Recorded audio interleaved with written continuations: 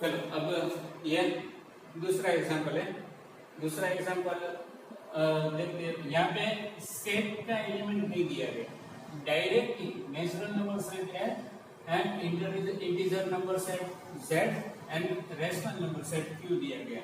तो इससे भी हम पता कर सकते हैं कि RF सबसेट DG है कि नहीं, RG सबसेट DF है कि नहीं। ठीक है, तो देखते हैं। चलो क्या पहले रेंज ऑफ f क्या मिलेगा वो देखते हैं। तो कोई भी एलिमेंट लेते हैं, नंबर लेते हैं, नेचुरल नंबर्स लेना होगा क्योंकि डोमेन ऑफ f है वो नेचुरल नंबर सेट n है। तो पहले लेते हैं 1, यहाँ पे 1 लिखो। अगर 1 लेते हैं तो क्या मिलेगा, 2 into 1 -5 इज इक्वल टू -3। देखो ये कैलकुलेशन हमें शो नहीं करनी है, सिर्फ ओरली कैलकुलेट करके रेंज देख लेना है। ठीक है, तो यहाँ पे मिला -3, तो रेंज ऑफ f फाइंड करते हैं तो -3 मिला। पहले 2 लेते हैं तो क्या मिलता है, 2 to the 4 -5 -1। 3 लेते तो क्या मिलेगा, 3 to the 6 -5 that is 1। और 4 लेंगे तो क्या मिलेगा, 4 to the 8 -5 3। ऐसे करके आप सोच सकेंगे कि जो भी आंसर मिलेगा वो इंटीजर ही मिलेगा। तो ये सेट है, जो भी आया एक रेंज ऑफ f है, तो हम कह सकते हैं कि range of f is equal to this set and domain of G, domain of G is equal to what? Z. Therefore, we can say that RF is a subset of DG because all the integers are there in set Z, which is domain of G. Okay? तो ये हम prove कर चुके, condition satisfy होती है RF subset DG। तो अब कौन सा फंक्शन मिलेगा, आप सोचिए, फोक मिलेगा कि गोफ मिलेगा? मैं आंसर भी उससे मिलाना तो समझे क्या मिलेगा, फोक मिलेगा कि गोफ मिलेगा? ये हमें याद रखना है, फोक मिलेगा कि गोफ मिलेगा। अगेन मैं पूछता हूँ, आप सोचिए, 1 मिनट आधा मिनट देता हूँ आपको, आप सोचिए। ठीक है, RF सबसे DG है तो क्या मिलता है, फोक मिलता है कि गोफ मिलता है?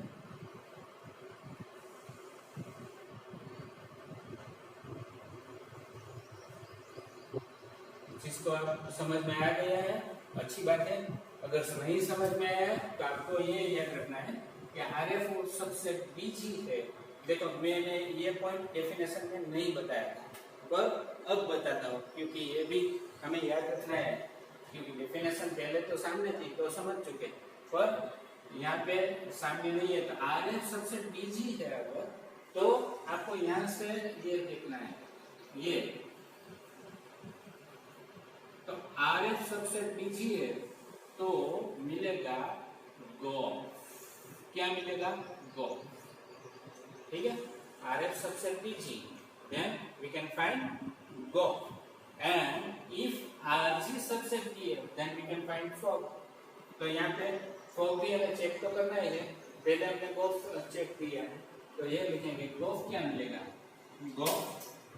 अब पहले मैंने समझाया था कि गोफ लेना है तो डोमेन ऑफ f पे रहेंगे, पहला फंक्शन f है तो f का डोमेन पहले लिखना होगा। तो f का डोमेन है n, तो यहाँ पे n लिखेंगे, n2 एंड g का कोडोमेन लिखना है, तो g का कोडोमेन क्या है, q है, g का कोडोमेन q है, तो यहाँ पे लिखेंगे q।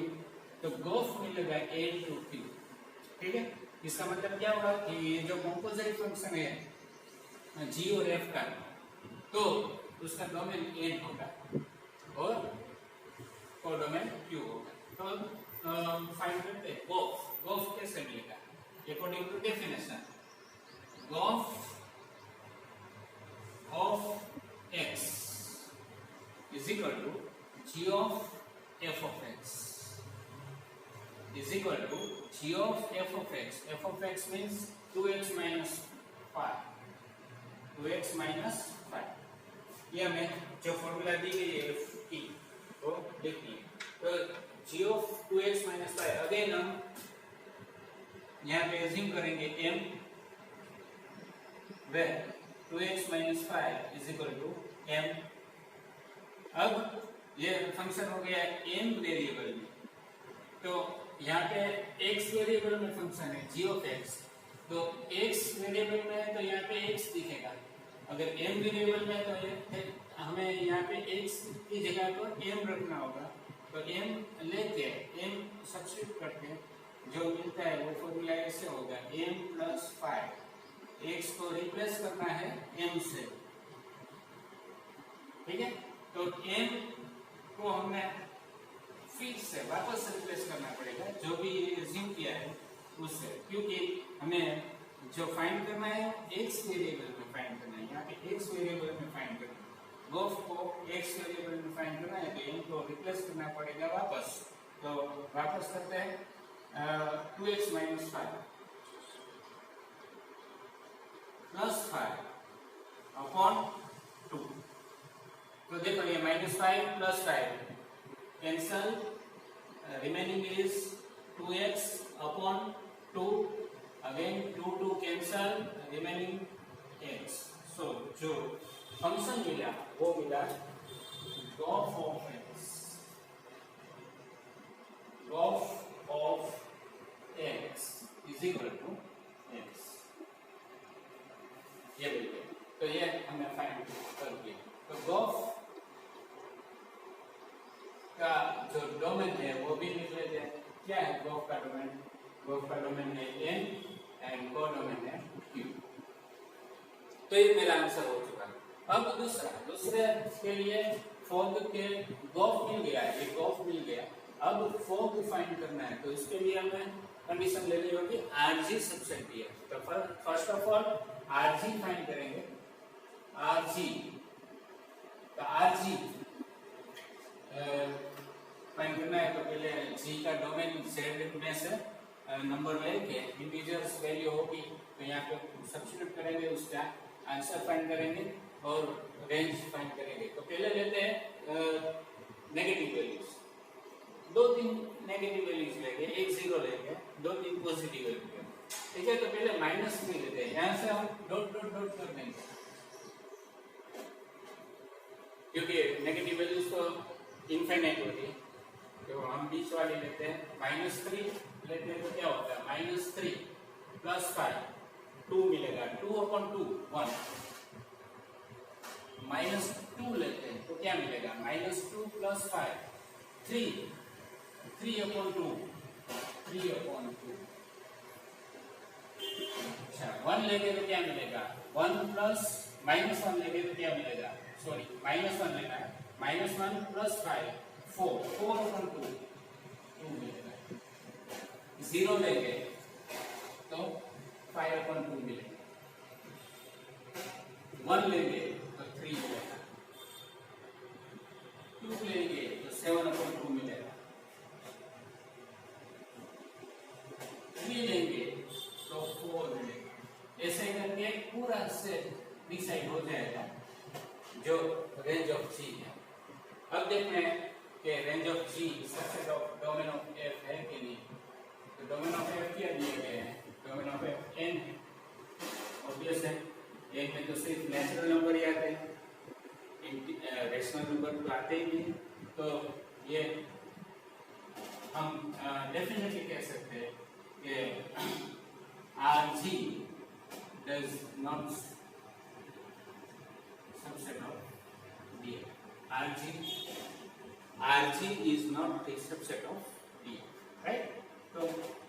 तो क्या कहेंगे, कहेंगे कि form does not exist, form does not exist, ठीक है। तो ये आंसर हो चुका है, ये सोल्व कर दिया। अच्छा मैंने ये यहाँ के नोट कैसे ही रहते हैं, ये नोट भी हमें समझ लिया, ठीक है। तो ये नोट पहले समझ लेते हैं, देखते हैं नोट के यहाँ पे f a to b, f a to b form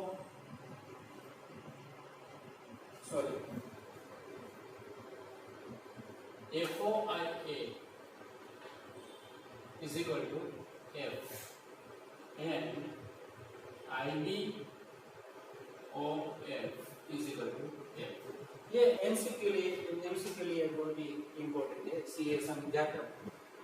पहले देखते हैं कि एफ जो फंक्शन है उसका डोमेन ए है, उसका कोडोमेन बी है। अगर हम कंपोजिट लेते हैं दो फंक्शन का, यहाँ पे एफ ओ आई ए है, तो आई ए का मतलब क्या हुआ? आई ए का मतलब हुआ ए टू ए फंक्शन, ठीक है, ए टू ए। और यहाँ पे आई बी है, तो आई बी का मतलब क्या हुआ? बी टू बी फंक्शन हुआ। ये हम जानते हैं आइडेंटिटी फंक्शन है, A to A B to B. अगर बी टू बी है तो आई बी लिखते हैं, अगर ए टू ए है तो आई ए लिखेंगे, अगर ये एन टू एन है तो यहाँ पे आई एन लिखेंगे, अगर ये आर टू आर है तो यहाँ पे आर लिखेंगे। ये इंडिकेट करता है कि इसका डोमेन कोडोमेन क्या होता है। हम जानते हैं कि आइडेंटिटी फंक्शन में डोमेन कोडोमेन इक्वल होता है, ठीक है। तो यहाँ पे जो लिखा है वो डोमेन और एन कोडोमेन है। ये सिंबल है, नोटेशन है आइडेंटिटी फंक्शन का। तो यहाँ से हम पता कर सकते हैं कि आइडेंटिटी फंक्शन का डोमेन और कोडोमेन क्या है। ये हमें ये प्लेसेस से पता चलता है, मालूम है। तो चलो अब इसका कंपोजिट लेते हैं। पहले तो ये एफ ओ आई ए है, तो एफ ओ आई ए, ठीक है, देखते F O I A of X is equal to F of I A of X. तो हम जानते हैं कि जो आइडेंटिटी फंक्शन है उसका आंसर वही वेरिएबल मिलता है। यहाँ पे एक्स ए में से आएगा सेट ए से हम लेंगे x, because domain of identity function is a. अब ये एफ ऑफ एक्स मिल गया, तो एफ ऑफ एक्स जो मिला तो ये प्रूव हो चुका है कि F O I A of X is equal to F of X, therefore F O I A is equal to F. Prove हो चुका है। अच्छा, अब यहाँ पे एक्स जो है वो एक्स बिलोंग्स टू ए है, तो जो भी यहाँ पे फंक्शन मिला वो क्या होगा? F O I A to A होगा, because sorry A to B होगा, ठीक है, ए टू बी होगा। तो ये हम प्रूव कर चुके हैं। ये एफ ओ आई हमने पहले भी समझा था कि जो पहला फंक्शन है उसका डोमेन लेना है, पहला फंक्शन है उसका डोमेन लेना है, और दूसरा फंक्शन है उसका कोडोमेन लेना है। तो दूसरा फंक्शन ए है, उसका कोडोमेन बी, तो ये F O I A to B होगा। अब प्रूव करते हैं ये दूसरी note I B of F is equal to F. तो I B of F of X is equal to I B of F of X, ऐसे लिखेंगे। अच्छा, अब हमारे पास एफ ऑफ एक्स तो कोई फंक्शन है ही नहीं, तो एफ ऑफ एक्स एज्यूम करेंगे I B of N where F of X is equal to N, ठीक है। तो ये फिर आइडेंटिटी फंक्शन है, आइडेंटिटी फंक्शन में जो भी वेरिएबल लेंगे वही आंसर होता है, तो यहाँ पे एम आंसर आएगा। तो एम वापस करो तो एफ ऑफ एक्स लिखेंगे, ठीक है। तो ये देखो I B O F of X is equal to F of X मिला है, therefore I B O F is equal to F prove हो गया। सो यहाँ पे भी हम उसका जो डोमेन कोडोमेन है वो लिख सकते हैं। फिर से यहाँ पे डोमेन कोडोमेन क्या मिलेगा? आई बी ओ एफ, फिर से समझो पहला फंक्शन है उसका क्या लिखना है, डोमेन लिखना है। पहला फंक्शन एफ है तो उसका डोमेन ए है। दूसरा फंक्शन का कोडोमेन लिखना है। दूसरा फंक्शन आई बी है, उसका कोडोमेन बी है। तो यहाँ पे बी, तो ए टू बी किसका है, तो एफ ए टू बी है। तो ये प्रूव हो चुका है कि I B O F is equal to F, where I B O F is from A to B. ठीक है, तो ये नोट के समझ नहीं है, ऐसा बी भी आता है तो ये एफ मिलेगा, याद रखिएगा। पहले यहाँ पे एक बात और भी याद रखनी है कि अगर आई पहला फंक्शन है तो उसका डोमेन ए होगा। अगर आई दूसरा फंक्शन है, यहाँ पे दूसरा फंक्शन के प्लेस में, तो उसका डोमेन बी। तो ऐसे पता चल गया। तो ये नोट हम समझ चुके। ये तो पहले ही मैंने समझा दी थी, ठीक है, तो बात फिर से नहीं समझेंगे, ये आपको याद रखनी है सिर्फ। चलो, तो ये कंपोजिट फंक्शन यहाँ तक हम समझ चुके हैं। अब आगे आपको एक्सरसाइज 1.3 में से इसके एग्जाम्पल सॉल्व करने हैं। अगर नहीं समझ में आए, आप सॉल्व ना कर पाए, तो मुझे व्हाट्सएप कीजिएगा, ठीक है। पर आप डे टू डे इसे प्रैक्टिस करो, सॉल्व करो, तो आपके लिए अच्छा रहेगा। नहीं तो फिर बाद में सभी कुछ एक साथ करने की सोचोगे तो कुछ भी नहीं कर पाओगे। तो ये थोड़ा थोड़ा हम देते हैं वीडियो के जरिए। आप वीडियो बार बार देखो, नहीं समझ में आए तो बार बार देखो।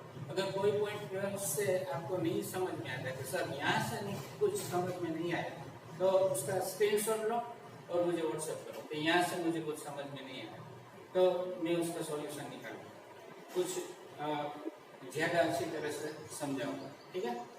तो यहाँ पे स्टॉप करते हैं। अगली वीडियो में अगला टॉपिक समझेंगे।